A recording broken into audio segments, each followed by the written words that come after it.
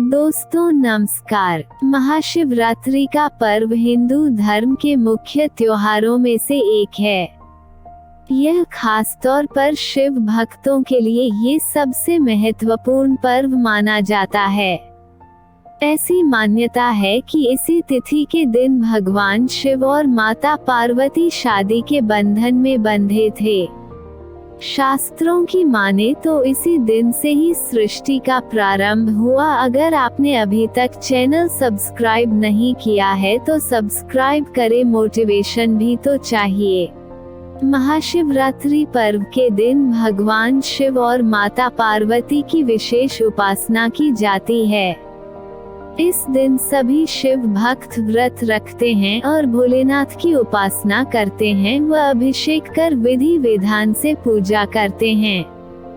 महाशिवरात्रि की कथा का वर्णन शिव पुराण में मिलता है। इस कथा के अनुसार पुरातन काल में चित्रभानु नाम का शिकारी था। शिकारी पर साहूकार का कर्ज था। कर्ज न दे पाने के कारण साहूकार ने उसे एक शिवमठ में बंदी बना दिया। संयोग से उस दिन महाशिवरात्रि थी। साहूकार ने अपने घर में पूजा का आयोजन किया। पूजा के बाद कथा का पाठ किया गया। शिकारी भी पूजा और कथा में बताई गई बातों को ध्यान से सुनता रहा। पूजा कार्यक्रम समाप्त होने के बाद शिकारी ने साहूकार से ऋण चुकाने पर विवाद किया। साहूकार ने अगले दिन ऋण चुकाने की बात कही। इस पर शिकारी ने वचन दिया। साहूकार ने उसे मुक्त कर दिया। शिकारी शिकार के लिए जंगल में आ गया। शिकार की खोज में शिकारी को रात हो गई। शिकारी एक तालाब के किनारे एक बेल के पेड़ पर चढ़कर रात बीतने लगा। बेलपत्र के पेड़ नीचे एक शिवलिंग था जो बेलपत्रों से ढक चुका था। इस बात का शिकारी को कुछ भी पता नहीं था। आराम करने के लिए उसने बेलपत्र की कुछ शाखाएं तोड़ी। इस प्रक्रिया में कुछ बेलपत्र की पत्तियां शिवलिंग पर गिर पड़ी।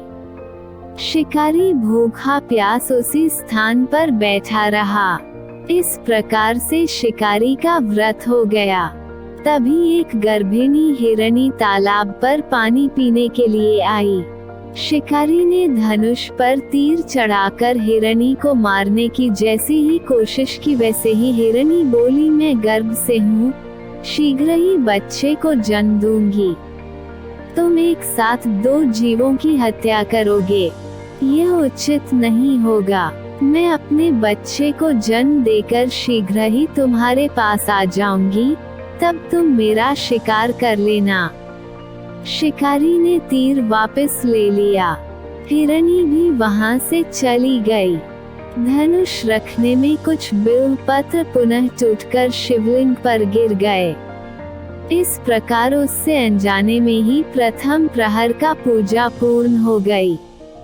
कुछ देर बाद एक और हिरनी उधर से निकली। पास आने पर शिकारी ने तुरंत ही धनुष पर तीर चढ़ाकर निशाना लगा दिया।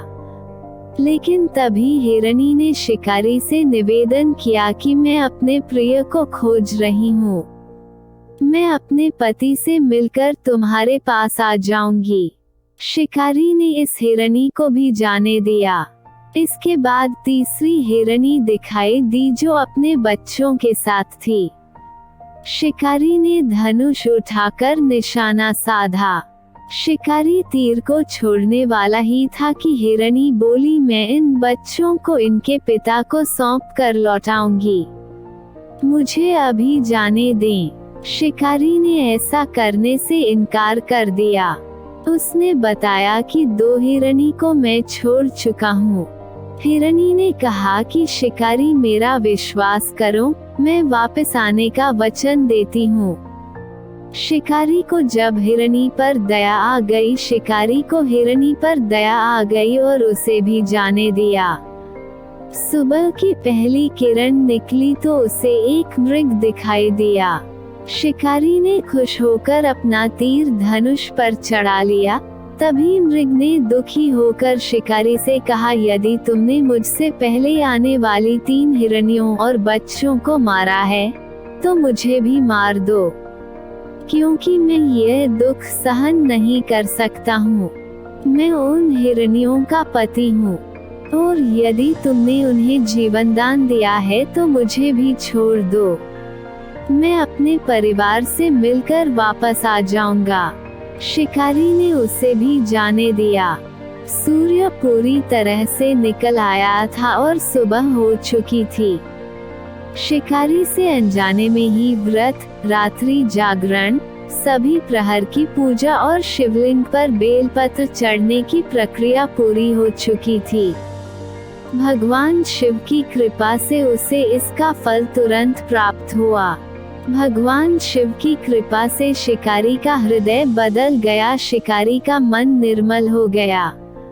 कुछ देर बाद ही शिकारी के सामने संपूर्ण मृग परिवार मौजूद था, ताकि शिकारी उनका शिकार कर सके। लेकिन शिकारी ने ऐसा नहीं किया और सभी को जाने दिया।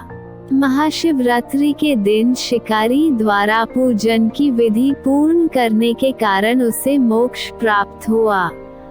शिकारी की मृत्यु होने पर यमदूत उसे लेने आए तो शिवगणों ने उन्हें वापस भेज दिया।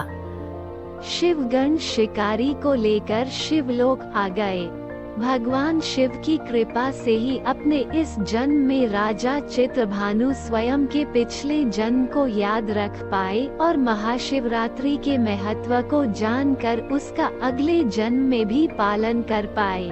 हर हर महादेव।